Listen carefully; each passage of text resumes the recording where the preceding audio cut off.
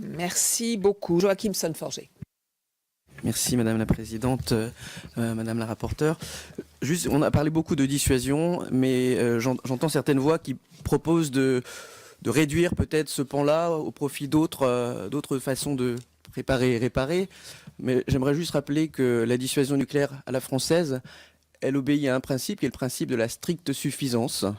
Et ce principe de la stricte suffisance, il nous donne une position tout à fait originale parmi les autres pays qui disposent de l'armement nucléaire. C'est-à-dire que c'est une politique qui est à la fois en responsabilité, celle de ne pas être proliférant, mais celle aussi d'être en capacité de se défendre. Et ça repose sur deux jambes. D'une part, une crédibilité politique, et je n'ai aucun doute qu'elle existe, mais une crédibilité également technique.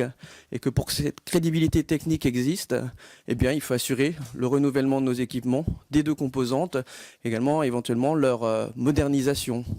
Et là-dessus, je crois que quand on regarde la menace internationale, quand on regarde que dans le cadre de campagnes comme la campagne russe actuelle, certains, comme le président sortant et probablement rentrant, se targuent justement de développement de missiles plus hypervéloces, plus furtifs.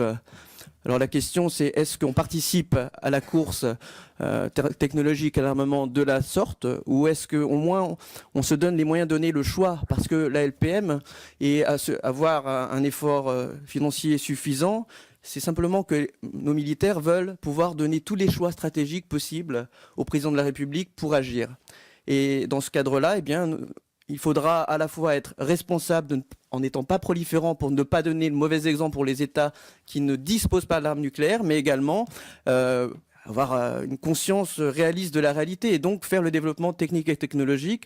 Ça implique une réflexion sur les composantes d'hypervélocité et de furtivité, donc le renouvellement de notre composante aérienne des missiles ASMPA vers SN4G, le renouvellement de la composante sous-marine. Et là, je pense qu'il est beaucoup plus important d'assurer le renouvellement de la composante sous-marine parce qu'elle arrive en deuxième ligne dans une stratégie de guerre nucléaire.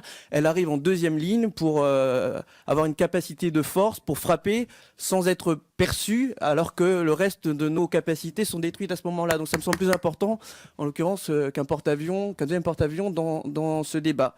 Et pour conclure, ne ratons pas dans cette vision sur l'avenir, et je pense que ça doit entrer dans le cadre du débat, et j'en parlais avec mon collègue Bonnel à l'instant, les capacités de dissuasion nouvelles, sans pilote, utilisant le drone, sous-marin, marin, aérien, ne ratons pas une nouvelle fois ce tournant du drone qu'on a peut-être un peu déjà raté.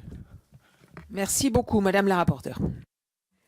Oui, je rejoins tout à fait les propos de mon collègue Son-Forget. Et dans tous les cas, c'est essentiel de ne pas rater les tournants technologiques. Et il en va de notre crédibilité et il en va de notre autonomie stratégique dans les décennies à venir. Et certaines questions ont été soulevées donc, dans d'autres domaines que le nucléaire dans le cadre de mes auditions. Par exemple, par rapport au cyber. La place de l'intelligence artificielle sera essentielle dans le domaine cyber et nous ne pouvons pas nous permettre d'avoir et d'accumuler un retard sur ces techniques. Et là, la place de l'autonomie stratégique européenne reprend tout son sens puisque ce sont des projets qu'il est presque impossible de conduire seul. Donc, bien sûr, et si jamais certains ont à me questionner sur le cyber, je pourrais rentrer plus en détail sur ces questions d'intelligence artificielle et sur les nouvelles technologies.